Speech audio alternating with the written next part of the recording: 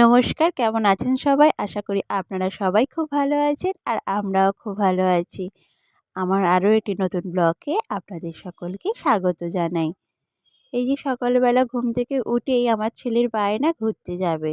ওই জন্যই রাস্তায় বেরিয়ে পড়েছি, মানে বাড়ির সামনের রাস্তায় ওকে একটু ঘুরিয়ে আনছি। নালে বাবুর খুব কান্না হচ্ছে, একটুখানি বেরোবে, ঘুরবে। ও ঘুম থেকে উঠেই বলছে জুতো জুতো, মানে জুতো পরিয়ে দাও আর ঘুরতে ঘুরতে। কোথায় যাবি ঘুরতে? না রাস্তায়। ওই জন্য রাস্তা থেকে একটুখানি ঘুরিয়ে নিয়ে এলাম। তারপরে এই যে ছেলে ঢেচকাও করছে। এটা একটা গাড়ির ভাঙা বলতে পারেন, এটা গাড়ি ভেঙে গেছে, তার হাফ সাইড নিয়ে ও এখন দাদাদেরকে ঢেচকাও করে দিচ্ছে। ওর দাদাদের থেকে এটা শিখেছে যে ঢেচকাও করা। আর সেটাই ওর দাদাকে ঢেচকাও করছে, আর ওর দাদা একটা শোলা নিয়েছে, নিয়ে সেটা ভাইকে ঢেচকাও করছে। আবার ইচ্ছা করে পড়ে যাচ্ছে। বদমাশের শিরোমণি। 1.5 বছর বয়স হলে কী হবে, দেখে মনে হয় না কত বড় বড়। যাই হোক, তো অনেকটা সময় সকালে পেরিয়ে এসছি। এখন হলো একটুখানি মাথায় একটু লেবু মেখে নেব। এত পরিমাণ খুশকি হয়েছে যে বলার বিষয় নয়। আপনাদেরও নিশ্চয়ই শীতকালে খুব খুশকি হয়। কার কার হয় কমেন্ট করে অবশ্যই জানাবেন। খুশকিটা কিন্তু একটা মারাত্মক বিষয়, যে মাথা পুরো সাদা হয়ে থাকা। আর এই শীতকাল এলেই খুশকির যত ঝামেলা। আর আমার তো প্রচুর পরিমাণে খুশকি হয়, যেই একটু ঠান্ডা পড়তে শুরু করে অমনি মাথায় খুশকি। ওই জন্য আমি একটু লেবু মাখার চেষ্টা করি। লেবুর সাথে অ্যালোভেরা দেওয়া যেতেই পারতো, কিন্তু অ্যালোভেরা জেলটা দিলে কি হবে, আমার প্রচুর পরিমাণে ঠান্ডার ধাত। আর আমার প্রচুর একটু শীতটা বেশি। ওটি অ্যালোভেরা জেলটা যদি দিতাম, তাহলে এতক্ষণে আমার ঠান্ডা লেগে সর্দি বসে একাকার হয়ে যেত। ওই জন্য শুধুই লেবুটা মাখি, আর কিছু দিই না। তো লেবুটা শুধু মাখলেও আমার কাজ হয়, খুশকিটা অনেক কমে যায়। তো সপ্তাহে যদি 2 বার লেবু মাখি, তাহলে উপকারটা বেশি পাওয়া যায়। আর এই তো লেবুটা মাথায় দিয়ে আর ছেলেকে ভালো করে স্নান করিয়ে রেডি করে দিলাম। এবার নিজে স্নানটা সেরে নেব। আর সংসার জীবনের ক্ষেত্রে যদি একটু বুদ্ধি করে চলি, তাহলে সময়ের মধ্যে সমস্ত কাজটা কমপ্লিট হয়ে যায়। যেমন দেখুন, আমি মাথায় যেহেতু লেবুটা মেখেছি, ওই লেবুটা মেখে তো একটু 10-15 মিনিট রাখতে হবে। সেই কারণে সেই ফাঁকে ছেলেকে স্নানটা করিয়ে দিলাম। ছেলেরও একটু তাড়াতাড়ি স্নানটাও হয়ে গেল রোদ থাকতে থাকতে। আর আমার লেবুটাও ভালোভাবে মাথায় বসে গেল। তারপরে চুলটা শুকিয়ে যাওয়ার পর আমি একটু ভালো করে শ্যাম্পু করে নিলাম। শ্যাম্পু করে এবার ছেলেকে খাইয়ে দেবো। আর যদি এরকম বুদ্ধি করে চলা যায়, তাহলে সংসারের কাজটা অনেকটাই হালকা হয়ে যায় আর সময় মতো সব কাজটাই কমপ্লিট হয়ে যায়।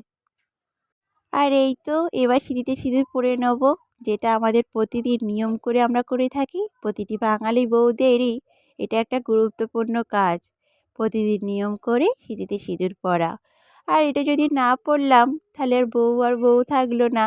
এই সিঁথিতে সিঁদুর দেওয়া, হাতে শাঁখা পলা, এটাই তো আমাদের এই অস্থির একমাত্র চিহ্ন, তাই না বলুন?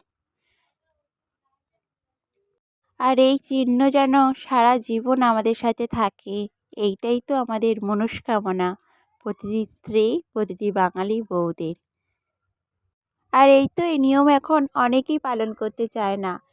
শাঁখাপলা তো অনেকেই পরেই না, সিঁথিতে সিঁদুরও দেয় না। কেউ কেউ বা দেয় কোনো রকম না দেওয়ার মতো। কিন্তু এটা আমাদের কখনোই করা উচিত না। আর এই যে চলে এসেছি অন্য জায়গায়। হ্যাঁ, এটা আমার বাপের বাড়ি। এতদিন ছিলাম দিদির বাড়িতে, এবার বাপের বাড়ি চলে এলাম। আর এসেই মাত্র আমার ছেলে দেখুন বদমাশি করছে। বলছে একটু দাঁড়া, তো চুলটার একটা ছবি তুলবো। কারণ এখানে এসে চুলটা একটু বড় বড় হয়েছিল, আর আজকেই সেলুন থেকে কাটিয়ে এনেছি। আর কাটিয়ে আনার পর ও ছবি তোলার চেষ্টা করছি। আর ও তো বাচ্চা মানুষ, ঘুরেই বেড়াচ্ছে। আর যদি ফোনটা সাথে করে নিয়ে যেতাম খুবই ভালো হতো। ও এত সুন্দরভাবে চুল কাটলো, পুরো শান্ত হয়ে বসেছিল সেলুনে।